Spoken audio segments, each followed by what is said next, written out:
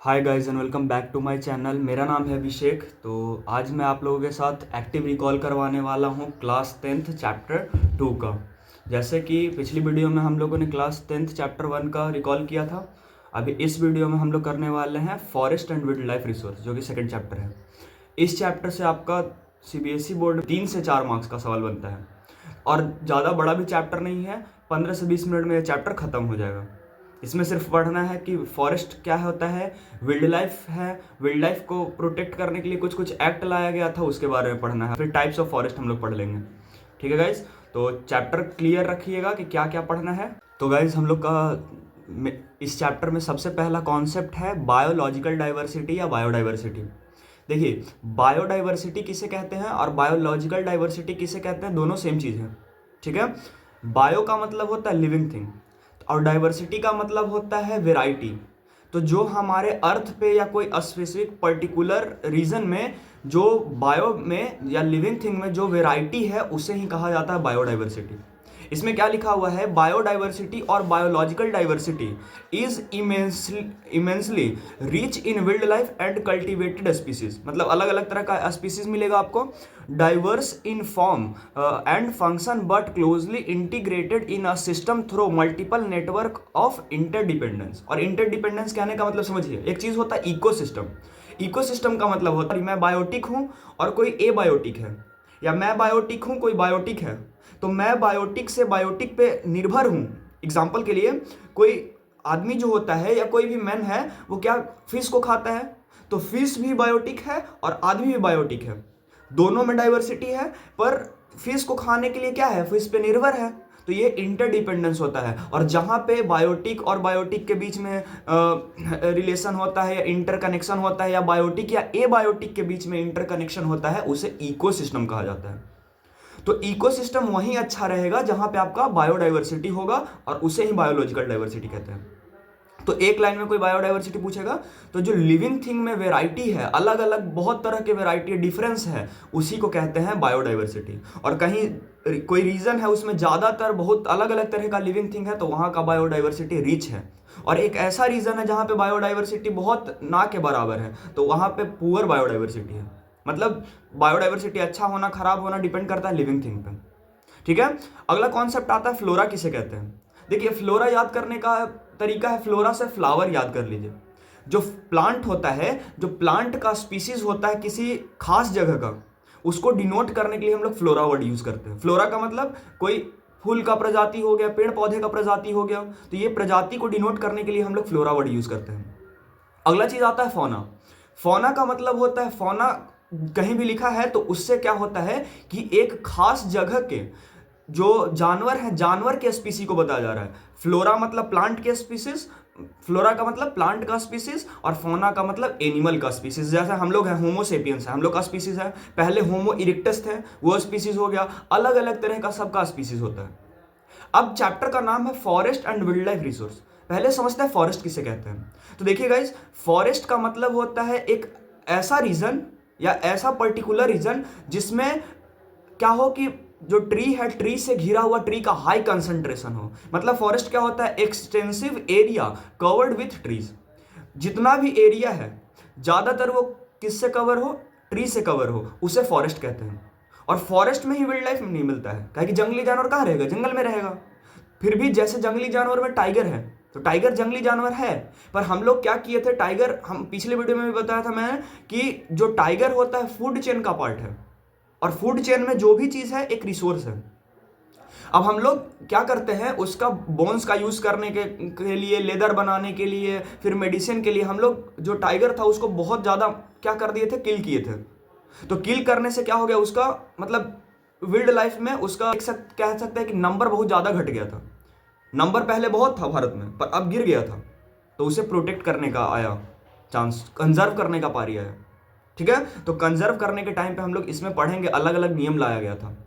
तो हम लोगों ने क्या पढ़ा, बायोलॉजिकल डाइवर्सिटी के किसे कहते हैं, फ्लोरा किसे कहते हैं, फौना किसे कहते हैं, फॉरेस्ट किसे कहते हैं। अब है flora and fauna in India. Flora and fauna in India में क्या है, India is the one of the world richest country in the terms of the vast array of biological diversity. India एक ऐसा कंट्री है जिसमें biodiversity आपको बहुत अच्छा मिलेगा। जैसे आप नीलगिरी पर्वत, साउथ में जो नीलगिरी है, नीलगिरी बायोस्फीयर रिजर्व है। रिजर्व कहने का मतलब, बायोस्फीयर रिजर्व कहने का मतलब वहाँ अच्छा खासा बायोडाइवर्सिटी है, और जहाँ अच्छा खासा बायोडाइवर्सिटी अगर आप प्रोटेक्ट नहीं करेंगे उसको, तो वहाँ पे ह्यूमन का इंटरफेरेंस होगा, और जब ह्यूमन का इंटरफेरेंस होगा तो क्या हो जाएगा, वहाँ बायोडाइवर्सिटी खराब हो जाएगा, वहाँ का इकोसिस्टम बिगड़ जाएगा। मतलब भारत में फ्लोरा और फोना का बहुत सारा आपका क्या है, डाइवर्सिटी है, मतलब बायोलॉजिकल डाइवर्सिटी बहुत ज़्यादा है।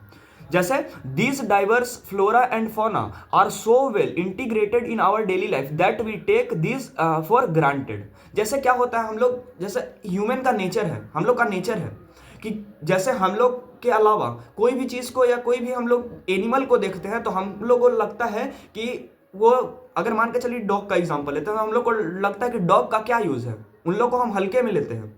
कहने का मतलब जो भी हम लोग समझते हैं अपने आप को समझते हैं। देखिए फूड चेन में या डाइवर्सिटी में, बायोडाइवर्सिटी में छोटा से छोटा इंसेक्ट बहुत मायने रखता है। ठीक है, तो यही बोला जा रहा है बुक में कि हम लोग गारंटेड लेते हैं, मतलब हल्के में लेते हैं, पर ऐसा नहीं करना चाहिए। जिससे अब हल्के में ले रहे हैं तो हम लोगों को लगेगा इसको मार देने से क्या प्रॉब्लम होगा बायोडाइवर्सिटी में, पर होता है प्रॉब्लम, फूड चेन बिगड़ जाता है। ठीक है, अब हम लोग पढ़ते हैं flora and fauna in India हो गया आपका। अब देखिए यहाँ क्या है, अब हेडिंग है conservation of forest and wild life in India. अब भारत है, भारत में जो फॉरेस्ट था, कुछ कुछ ऐसा फॉरेस्ट होता है उसको क्या किया जाता है, कहीं आप फॉरेस्ट में जा सकते हैं घूमने, पर कहीं ऐसा फॉरेस्ट होता है जहां आपको परमिशन नहीं मिलेगा जाने के लिए। कुछ ऐसा फॉरेस्ट होता है जिसे प्रोटेक्ट करके रखा जाता है, पूरा प्रोटेक्ट है।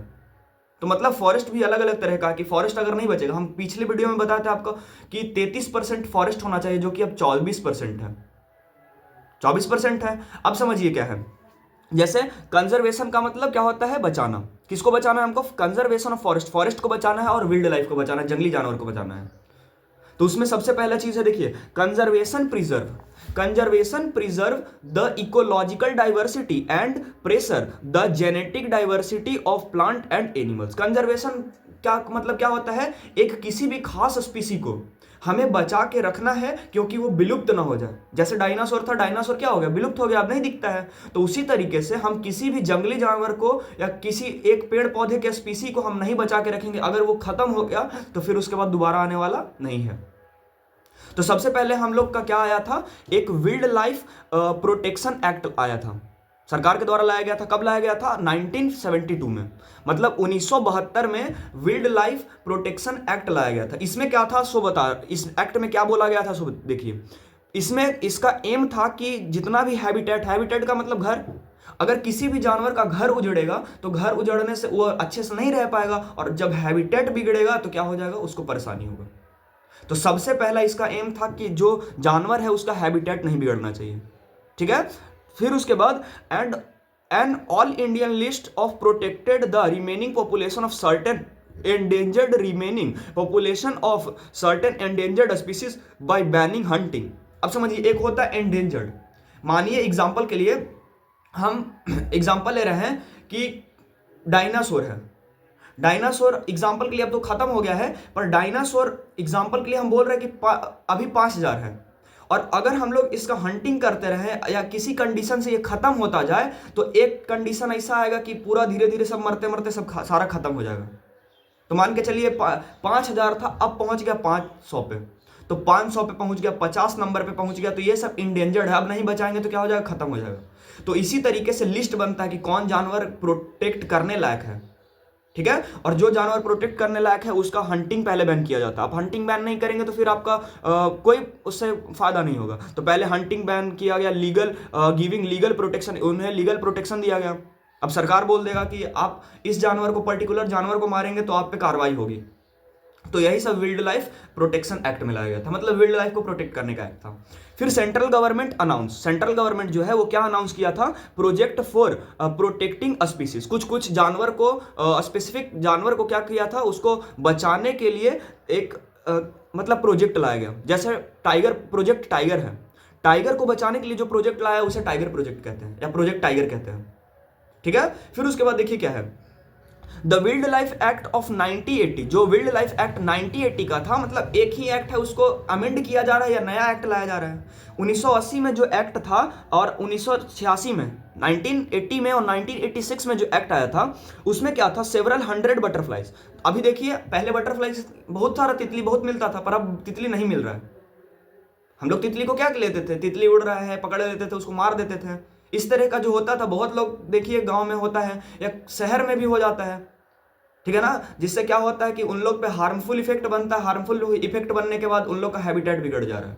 इतना 5G यूज कर रहे हैं हम लोग, मतलब इतना टेक्नोलॉजी इतना आ रहा है, जिससे क्या हो रहा है कि इन्वायरमेंट बिगड़ जा रहा है, ठीक है। फिर उसके बाद क्या हुआ कि जैसे बटरफ्लाइज हो गया, बिटल्स हो गया, ड्रैगन फ्लाई हो गया, इस सबको क्या किया गया, प्रोटेक्टेड स्पीसीज में डाला गया 1980 और 1986 के किससे, वाइल्ड लाइफ प्रोटेक्शन एक्ट के तहत, ठीक है।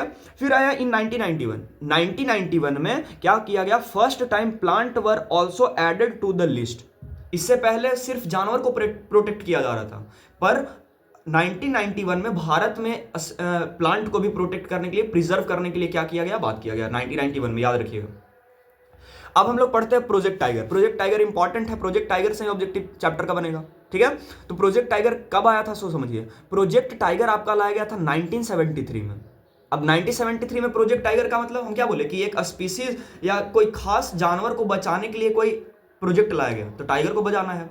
अब बचाने का क्या कंडीशन बना, सो समझिए।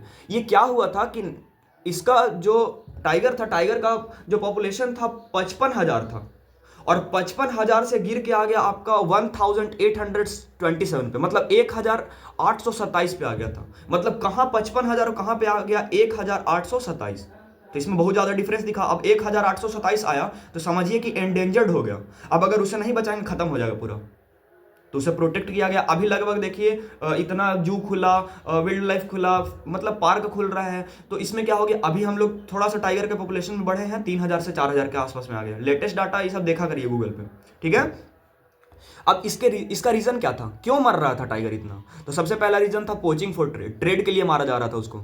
फिर उसके बाद श्रिंकिंग हैबिटेट, उसका हैबिटेट बिगड़ रहा था। जब हैबिटेट बिगड़ेगा, अगर शेर जहां रह रहा है उसको खराब करेंगे तो वो दूसरे जगह दौड़ते चलेगा, और जब दौड़ते चलेगा तो हंटर लोग मार देगा उसको, तो shrinking habitat. Third, depletion of prey based species. फिर आया ग्रोइंग ह्यूमन पॉपुलेशन, जहां पे ह्यूमन का पॉपुलेशन बढ़ता है क्या होता है, मतलब हम लोग क्या है, खत्म करने वाले हैं, सिर्फ आबाद नहीं करेंगे, बर्बाद करेंगे, ठीक है ना। तो क्या किया गया कि जब ह्यूमन पॉपुलेशन बढ़ने लगा तो उससे टाइगर पे प्रभाव पड़ा। ट्रेड ऑफ टाइगर स्किन, उसके स्किन के लिए क्या किया जाता था, मारा जाता था उसके बोन्स के लिए, हड्डी के लिए, और ट्रेडिशनल मेडिसिन बनाने के लिए, मतलब परंपरागत जो दवा बनता है उन लोग के लिए, ठीक है, उसके लिए।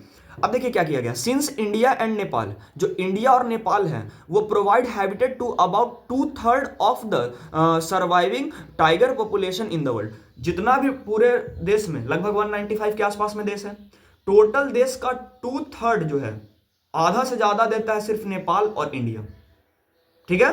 फिर उसके बाद क्या किया गया कि this two nation become prime target for poaching the illegal poaching and illegal trading. तो इसी में क्या किया गया, बहुत लोग फायदा उठाया था, इसमें ट्रेडिंग करने के लिए बहुत लोग मारा जा रहा था। किसको मारा जा रहा था, टाइगर को। फिर उसके बाद बैन कर दिया गया था ये सब। प्रोजेक्ट टाइगर लाया गया था, कब लाया गया था, 1973 में। Project tiger, one of the well published wild campaign in the world, was launch in 1973। Launch किया गया 1973 में। अब चैप्टर में क्या याद रखना है आपको, मैप बेस्ड जो क्वेश्चन आएगा, मैप के आधार पे पहले कोई नेशनल पार्क का नाम याद रखना है, कहाँ कहाँ है मैं बताते जा रहा हूँ, आप लोग नोट करेंगे। कॉर्बेट नेशनल पार्क जो है आपका उत्तराखंड में है, तो उत्तराखंड में कौन सा है, कॉर्बेट नेशनल पार्क। फिर सुंदरवन नेशनल पार्क, सुंदरवन जो है नेशनल पार्क कहाँ पे है, वेस्ट बंगाल में है। फिर उसके बाद बंधवगढ़ नेशनल पार्क जो आपका मध्य प्रदेश में है। फिर उसके बाद सरिस्का वाइल्ड लाइफ सेंचुरी जो लाया गया वो आपका राजस्थान में है, मतलब वहां पे है अभी। मानस टाइगर रिजर्व, टाइगर को प्रोटेक्ट करने के लिए सिर्फ टाइगर प्रोटेक्ट होगा, तो मानस टाइगर रिजर्व जो है आपका असम में है। फिर उसके बाद पेरियार टाइगर रिजर्व जो है आपका केरला में है, ठीक है। फिर उसके बाद क्या है समझिए, तो ये समझ में आ गया आपको। तो हम लोग ने क्या पढ़ा, बायोलॉजिकल डाइवर्सिटी किसे कहते हैं, फिर उसके बाद फ्लोरा फौना फॉरेस्ट किसे कहते हैं, फिर flora and fauna in India, फिर उसके बाद conservation of forest and wild life पढ़ा, और फिर उसके बाद क्या है हमारा, उसमें प्रोजेक्ट टाइगर पढ़ा। प्रोजेक्ट टाइगर पढ़ने के बाद अभी हम लोग पढ़ेंगे types and distribution of forest and wild life resource. Forest कितने तरह का होता है और किस तरीके से फॉरेस्ट बिखरा हुआ है, कौन कौन से स्टेट में किस तरह का फॉरेस्ट है। तो सबसे पहले जो फॉरेस्ट होता है वो 3 कैटेगरी में बांटा जाता है। मतलब फॉरेस्ट को अगर बांटना है तो वो 3 कैटेगरी में बटेगा। मेनली 3 टाइप होता है। एक होता है रिजर्व्ड फॉरेस्ट, मतलब उसे रिजर्व करके रखा गया है। एक होता है प्रोटेक्टेड फॉरेस्ट, उसको प्रोटेक्ट करना है, अब हम बताएंगे इसको डिटेल में। एक होता है अनक्लास्ड फॉरेस्ट, मतलब आपके बुक में 3 ही दिया है, रिजर्व्ड फॉरेस्ट, प्रोटेक्टेड फॉरेस्ट, फिर उसके बाद अनक्लास्ड फॉरेस्ट। तो देखिए रिजर्व्ड फॉरेस्ट क्या होता है। रिजर्व्ड फॉरेस्ट ऐसा फॉरेस्ट होता है आप परमिशन लेके घूमने जा सकते हैं, पर ऐसा फॉरेस्ट होता है जो इसको रिजर्व करके रखा गया बहुत आगे टाइम के लिए। तो देखिए more than half of the total forest land, जितना भी आधा से ज्यादा जो फॉरेस्ट है भारत में वो आपका टाइगर बोल रहे रिजर्व्ड फॉरेस्ट है। अब इसमें क्या होता है कि valuable as far as the conservation in concerned, इसमें अच्छा खासा वैल्यूएबल चीज रहता है, ठीक है। अब आता है प्रोटेक्टेड फॉरेस्ट। प्रोटेक्टेड फॉरेस्ट ऐसा फॉरेस्ट होता है जिसमें आप परमिशन लेके भी जाना चाहेंगे, जब तक सरकार परमिशन नहीं देगी नहीं जा सकते आप, मतलब वो प्रोटेक्ट किया गया है। अब समझिए ऑलमोस्ट 1/3 2/3 जो है आपका क्या है, मोर देन हाफ, आधा से ज्यादा जो है आपका रिजर्व्ड फॉरेस्ट है, और लगभग 1/3 जो है आपका क्या है, प्रोटेक्टेड फॉरेस्ट है। इसमें क्या होता है, फॉरेस्ट डिपार्टमेंट के द्वारा इसको डिक्लेयर किया जाता है। इसमें फॉरेस्ट डिपार्टमेंट जैसे IFS ऑफिसर जो होते हैं, इंडियन फॉरेस्ट सर्विस के जो ऑफिसर होते हैं, वो सब निगरानी करते हैं। This forest and land are protected from any further depletion। आगे मान के चलिए कोई फॉरेस्ट है वो पूरा तबाह होने वाला था, उस तबाह हो चुका है आधा से ज्यादा, पर उसको बचाने का टाइम आया तो प्रोटेक्ट हो गया, तो उसी को बोलेंगे प्रोटेक्टेड फॉरेस्ट। उसमें ह्यूमन इंटरफेरेंस अलाउ नहीं होता है। फिर आता है अनक्लास्ड फॉरेस्ट। अनक्लास्ड फॉरेस्ट किसे कहते हैं सो समझिए, दीज आर अदर फॉरेस्ट, ये अलग तरह का फॉरेस्ट है, and waste land belonging to both government and private individual and committee. अब मान के चलिए क्या है, कोई एक फॉरेस्ट है, उसमें गवर्नमेंट का भी इंटरफेरेंस है और कोई इंडिविजुअल का या प्राइवेट का भी इंटरफेरेंस है, उसको कहते हैं अनक्लास्ड फॉरेस्ट। अब एक एक्स्ट्रा में बात याद रखिए, परमानेंट फॉरेस्ट किसको कहते हैं।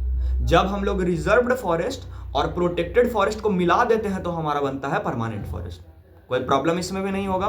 फिर उसके बाद reserved and protected forest are also referred to as permanent forest, और यही रिजर्व्ड फॉरेस्ट और प्रोटेक्टेड फॉरेस्ट को ही परमानेंट फॉरेस्ट बोला जाता है। अब हम लोग देखते हैं कुछ पॉइंट की रिजर्व्ड फॉरेस्ट, प्रोटेक्टेड फॉरेस्ट और अनक्लास्ड फॉरेस्ट जो है कितना परसेंट है भारत में, सबसे ज्यादा कहां पे है, कौन से स्टेट में है, इसके बारे में पढ़ते हैं। तो देखिए जो मध्य प्रदेश है, मध्य प्रदेश में क्या है 75%। Madhya Pradesh has the largest area under permanent forest, इसमें सबसे ज्यादा परमानेंट फॉरेस्ट है। परमानेंट फॉरेस्ट कहने का मतलब 75% है, मतलब 75% कहने का मतलब इसमें आपका प्रोटेक्टेड फॉरेस्ट भी है और इसमें आपका रिजर्व्ड फॉरेस्ट भी है, तभी तो परमानेंट फॉरेस्ट बनेगा। तो 75% से ज्यादा यहीं पे है मध्य प्रदेश में। जम्मू कश्मीर हो गया, आंध्र प्रदेश हो गया, उत्तराखंड हो गया, केरला हो गया, तमिलनाडु हो गया, वेस्ट बंगाल हो गया, महाराष्ट्र हो गया, ये सब में सबसे ज्यादा जो परसेंटेज है आपका रिजर्व्ड फॉरेस्ट का है, मतलब ये सब रिजर्व फॉरेस्ट है। इसमें आदमी घूमने भी जा सकता है, इसमें ह्यूमन इंटरफेरेंस अलाउ है, पर हंटिंग बैन है आपका, ठीक है। फिर उसके बाद आगे अगला point, all north eastern state, जो आपका नॉर्थ ईस्टर्न स्टेट है, इस साइड में असम हो गया, अरुणाचल प्रदेश हो गया, मेघालय हो गया, ये सब जो हो गया, उधर आपको क्या मिलेगा, उधर आपको मिलेगा and part of Gujarat, Gujarat के कुछ पार्ट में आपको सबसे ज्यादा जो परसेंटेज मिलेगा आपको अनक्लास्ड फॉरेस्ट मिलेगा। फिर उसके बाद बिहार हो गया, हरियाणा हो गया, पंजाब हो गया, हिमाचल प्रदेश हो गया, उड़ीसा हो गया, और राजस्थान जो है उसमें आपको प्रोटेक्टेड फॉरेस्ट मिलेगा। मतलब यहाँ जो फॉरेस्ट है डायरेक्ट प्रोटेक्ट करके सरकार के द्वारा रखा गया है, और उसमें कौन काम करेगा, जो फॉरेस्ट सर्विस के लोग हैं वो काम करते हैं। देखते हैं हम लोग का अगला टॉपिक आता है community and conservation. Last topic है चैप्टर का। कम्युनिटी एंड कंजर्वेशन क्या है, मतलब कम्युनिटी का मतलब कुछ देखिए कैसे हम लोग प्रोटेक्ट करते हैं फॉरेस्ट को। चाहे तो कोई फॉरेस्ट है, उस फॉरेस्ट को हमको प्रोटेक्ट करना है, तो सरकार के पास अगर उतना टाइम नहीं है और क्या है मतलब सरकार के पास उतना देखरेख नहीं करना है, तो क्या करता है सरकार किसी को हायर कर लेता है, मतलब किसी प्राइवेट इंडिविजुअल को हायर करके लगा देता है उस फॉरेस्ट में, तो कमेटी है। और जो कमेटी नहीं, देखिए वो जो गया वो कमेटी के रूप में गया और वो वहां पे काम करेगा, उस फॉरेस्ट को प्रोटेक्ट करेगा, फिर उसमें जो भी सामान निकलेगा जैसे लकड़ी हो गया, फिर जो भी फूड आएगा वो सब अपने पास रखेगा और सरकार को भी उसमें देता है, ठीक है। पर याद रखिएगा इसमें राजस्थान का बहुत बड़ा रोल है। राजस्थान में बहुत लोग अपना क्या करता है, लैंड को डोनेट करके वहां पे कोई नेशनल पार्क खुलवा देता है, इस तरीके से तो कम्युनिटी वहां बनता है और एक कमेटी बनता है, और फिर उसके बाद कंजर्वेशन कमेटी, और कंजर्वेशन का मतलब बचाना, किसे बचाएंगे हम, फॉरेस्ट और वाइल्ड लाइफ को। तो देखिए इसमें क्या है, सरिस्का टाइगर रिजर्व जो है आपका कहां पे है, राजस्थान में है। अब सरिस्का टाइगर रिजर्व देखिए कैसे बना था, कमेटी के द्वारा बना है। ये क्या किया गया था कि राजस्थान विलेजर्स, जो राजस्थान के गांव के लोग थे, वो क्या किए, इसमें माइनिंग के दौरान लड़ रहे थे। मतलब कोई माइनिंग करने आ रहा था, वहां माइनिंग को रोका गया था। तो ये बहुत अच्छा चीज था कि माइनिंग को रोका गया, जिससे लैंड डिग्रेडेशन नहीं होगा। हम लोग पिछले चैप्टर में पढ़े हैं कि माइनिंग बहुत बड़ा रीजन होता है लैंड डिग्रेडेशन का। फिर उसके बाद वाइल्ड लाइफ प्रोटेक्शन एक्ट के तहत ये सब बोला गया था। वाइल्ड लाइफ प्रोटेक्शन एक्ट क्या कहता है कि हम लोग को किसी का हैबिटेट नहीं बिगड़ना है, तो वहां यहाँ पे बिगड़ रहा था, अगर माइनिंग होगा तो हैबिटेट बिगड़ेगा। अब इसमें क्या हुआ था देखिए, इनहैबिटेंट 5 विलेज, क्या किया गया था, 5 विलेज, और किसमें, in the Alwar district, Alwar district Rajasthan में है, अलवर जिला का, राजस्थान का अलवर जिला में 5 गांव मिलके क्या करता है, अपना 1200 हेक्टेयर जमीन को क्या कर देता है, डोनेट कर देता है। और डोनेट करके कौन सा वहां पे बनाता है, तो वहां पे बनाता है भैरव देव दाकव सेंचुरी। मतलब अपना ये कमिटी के द्वारा बनाया गया है, नाम याद रखिएगा, भैरव देव दाकव सेंचुरी। इसमें विलेजर्स क्या करते हैं, अपने से इंटरफेरेंस करके अपना सब प्रोटेक्ट करते हैं, जिसे प्रोटेक्ट करना रहता है। Came up with their own seat of rules and regulation, अपने तरीके से रूल्स रेगुलेशन चलता है, यहाँ सरकार के तरीके से नहीं चलता है। ठीक है, तो ये हो गया आपका।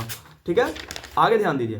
तो ये इसमें क्या किया गया, पोचिंग ट्रेड ये सब बंद किया गया, हंटिंग बैन किया गया। अब एक चीज आता है चिपको मूवमेंट। चिपको मूवमेंट क्या था, सो बताते हैं। देखिए, जैसे माइनिंग करने वाला लोग थोड़ा क्या होता है, पैसे के पीछे पड़ा रहता है, तो वो क्या किया कि जम्मू था, जम्मू में हिमाचल प्रदेश है, तो हिमाचल प्रदेश में वहां पे पहाड़ पे पता चला कि माइनिंग, मतलब वहां मिनरल अच्छा खासा मिलेगा, तो माइनिंग करने वाला लोग हिमाचल प्रदेश पहुंच गया। समझिएगा, माइनिंग जिसको करना था वो कहां पहुंच गया, अपना परमिशन लेके कहां पहुंच गया, हिमाचल प्रदेश में। अब हिमाचल प्रदेश का जो लोग था, अब कैसे, माइनिंग होगा तो पेड़ काटा जाएगा, पेड़ काटने के साथ साथ वहां माइनिंग होगा तो डिग्रेडेशन होगा, खोखलापन हो जाएगा। तो वहां पे क्या किया, माइनिंग करने के लिए वहां का जितना भी लोग था, क्या किया कि उन लोग पेड़ काटने जा रहा था तो पेड़ के साथ चिपक गया। जो गांव वाले थे उन लोग, जो मतलब हिमाचल प्रदेश में जहां पे माइनिंग होने वाला था ना, वहां के गांव वाले क्या किए कि जो फॉरेस्ट था और जो पेड़ था उसके साथ चिपक गए। और चिपक के क्या बोल रहे हैं कि अगर पहले फॉरेस्ट काटना तो पहले हमको काटो। तो अब इतना भी कोई निर्दयी नहीं होता है कि माइनिंग करने के लिए आदमी को काटेगा फिर पेड़ काटेगा। तो वहीं से चिपको मूवमेंट चालू हुआ। तो चिपको मूवमेंट कहने का मतलब पेड़ में चिपक गया था उन लोग, और चिपक के क्या कर रहा था, पेड़ को प्रोटेक्ट कर रहा था। ठीक है, तो याद रखिएगा चिपको मूवमेंट। इसमें एफॉरेस्टेशन किया गया था, या डिफॉरेस्टेशन होने जा रहा था, उसके बाद और पेड़ लगाया गया था। तो चिपको मूवमेंट भी क्लियर होगा। फिर आता है आपका फार्मर्स एंड सिटीजन। बहुत सारा लोग कमिटी के द्वारा बहुत सारा क्या करता है, ग्रुप लाइक द बीज बचाओ आंदोलन इन तेहरी, अलग अलग आपका मतलब आंदोलन भी लाया गया था, बीज बचाओ आंदोलन लाया गया तेहरी में। फिर नौदन्या जो है have shown that use of synthetic chemical are possible in economical valuable. मतलब आगे आप लोग इकोनॉमिक्स में पढ़ेंगे, एक 9th क्लास में पढ़ा होगा आपने कि HY भी किसको कहते हैं, हाई यील्ड वैरायटी, इसमें भी पढ़ना है। तो ये सब केमिकल फर्टिलाइजर, फिर ग्रीन रिवॉल्यूशन, व्हाइट रिवॉल्यूशन, ये सब एक दूसरे से इंटरलिंक है। जब भी SST पढ़ते हैं, चारों जो ब्रांच है SST का, सबको लिंक करके पढ़िए। अगर ज्योग्राफी का कॉन्सेप्ट इकोनॉमिक्स का लग रहा है तो दोनों लगाइए, और दोनों के माइंडसेट से सोचिए। ऐसा नहीं है कि सिर्फ इकोनॉमिक्स पढ़ लेंगे फिर उसके बाद इकोनॉमिक्स अलग चला गया और ज्योग्राफी अलग पढ़ रहे हैं। सबको इंटरलिंक करके पढ़िए, SST ज़्यादा अच्छा रहेगा। फिर उसके बाद इंडिया जॉइंट फॉरेस्ट मैनेजमेंट है, JFM, वो क्या किया, programme furnish a good example of for involving local committee. इसमें क्या किया गया, JFM जो था, ज्वाइंट फॉरेस्ट मैनेजमेंट, जो फॉरेस्ट को दिखता था, मैनेज करता था, तो ज्वाइंट फॉरेस्ट मैनेजमेंट के द्वारा कमिटी को अच्छे से इवॉल्व किया गया। कमिटी को कैसे इवॉल्व किया गया, अब मान लीजिए कि ये ज्वाइंट फॉरेस्ट मैनेजमेंट है। अब इसको लगा कि यहाँ पे पास में नजदीक है, गांव के पास में ही क्या है, जंगल है, उस जंगल को प्रोटेक्ट करना है। तो मान के चलिए ये JFM से दूर पड़ रहा है, या कोई रीजन है जिसके कारण ये नहीं पहुंच पा रहा है, तो ये क्या करता है, बगल के विलेज वाले में से कोई कमिटी को हायर कर लेता है और सारे को कहां भेज देता है, जंगल में। और जंगल में भेजने के बाद जितना भी आपका जैसे जंगल में भेजने के बाद क्या होता है कि जो भी प्रोड्यूस होता है, आउटकम निकलता है, वो उसमें ध्यान देता है कमिटी, और आउटकम के रूप में आपका जंगल का जो आउटकम होता है उसको ले लेता है। मतलब कुछ तो चाहिए ना। मान के चलिए हमको जंगल में भेज दिया गया कि आप ध्यान दीजिए, किसके द्वारा बताया गया, ज्वाइंट JFM के द्वारा। तो हम अगर वहां ध्यान देंगे, उसको मैनेज करेंगे, तो वहां पे कुछ तो हमको चाहिए, तो वहां का जो लकड़ी होगा उसको ले लेंगे, गम होगा उसको ले लेंगे। इस तरह का जो होता है इसमें किया गया था। और this programme has been in formal existence since 1988। और कब लाया गया था, 1988 में उड़ीसा में सबसे पहले देखा गया था। तो आपका ये चैप्टर भी लगभग खत्म ही है, लास्ट में हम लोग देख ले रहे हैं कुछ कुछ। ठीक है, तो बीज बचाओ आंदोलन ये सब हो गया। अब एक होता है सेक्रेड ग्रेव। सेक्रेड ग्रेव का मतलब होता है, सेक्रेड ग्रेव का मतलब होता है कुछ ऐसा पेड़ पौधा जिसको हम लोग बहुत ज्यादा मानते हैं। जैसे हम लोग अगर मान के चलिए हिंदू धर्म में है, तो हिंदू धर्म में गाय को माना जाता है, तो ये हमारे क्या है, एनिमल है, गाय को माना जाता है, तो सेक्रेड ग्रेव है। ठीक है, सेक्रेड एनिमल है। फिर उसके बाद हम लोग आम के पेड़ का यूज करते हैं पूजा में, तो आम का पेड़ क्या हो गया, सेक्रेड ग्रेव हो गया। इस तरीके से तो नेचर वर्शिप जो है, देखिए हम लोग पूजा करते हैं, सबसे पहले नेचर का पूजा करते हैं, पहाड़ का पूजा कर रहे हैं, कोई भी चीज का पूजा कर रहे हैं। एक तरह से कहिए कि जैसे हम कृष्ण भगवान जो गोवर्धन पूजा होता है, उसमें क्या होता है, पहाड़ का पूजा होता है, वो भी नेचर है। तो बहुत सारा ऐसा चीज है जो कि नेचर के द्वारा भी, जैसे हम लोग सेक्रेड ग्रेव मानते हैं तो उसको बहुत ज्यादा प्रोटेक्ट करके रखते हैं, तो ये भी सही चीज है। दिस प्रोग्राम है 1988 में लाया गया था जेएफएम के द्वारा, ये सब याद रखिएगा। और कुछ कुछ साइंटिफिक नाम है पेड़ का, जैसे महुआ हो गया, महुआ को बोलते हैं बैसिया लैटिफोलिया, कदम्बा है, इस तरीके से पेड़ का नाम है जो कि सेक्रेड ग्रेव में आता है। तो उम्मीद करते हैं वीडियो समझ में आया होगा, चैप्टर अच्छा लगा होगा। चैप्टर एकदम सिंपल था, कहानी की तरह याद रखिए सारा चीज, ठीक है, और कोई प्रॉब्लम नहीं होना चाहिए। अब इसमें आपको कुछ कुछ टॉपिक बता देते हैं, उस पर ट्राई करिएगा। बायोडाइवर्सिटी इन इंडिया जो है सीबीएसई में पूछा गया है। फिर depletion of forest and wild life, जो डिप्लेशन का मतलब कमी क्यों हो रहा है, इसका रीजन याद रखिएगा आप लोग, 2 मार्क्स में सवाल इस तरीके का आ सकता है। Conservation of forest and wild life, forest और वाइल्ड लाइफ का कंजर्वेशन हम बताया अभी, कंजर्वेशन कम्युनिटी एंड कंजर्वेशन बताया ना उसमें, और people participation in forest conservation, forest को कंजर्व करने में लोगों का क्या योगदान है, बहुत ज्यादा योगदान है। जो राजस्थान में सरिस्का टाइगर रिजर्व खुला, भैरव दाकव सेंचुरी जो खुला, उसमें भी लोगों का योगदान था। तो थैंक्स फॉर वॉचिंग। वीडियो अच्छा लगता है तो लाइक कीजिए, सब्सक्राइब कीजिए, ऐसा पढ़िए कि कोई प्रॉब्लम नहीं हो। कहानी की तरह याद रखिएगा, हम बार बार बोल रहे हैं, जितना भी चैप्टर है, एक चैप्टर को समझिए कि सीजन 1 था, सीजन 2 आ गया, और सीजन 2 खत्म होने के बाद सीजन 3 आएगा। इस तरीके से पूरा कहानी याद। फिर मेन होता है आंसर लिखिए, आंसर लिखने से कंप्लीट हो जाएगा।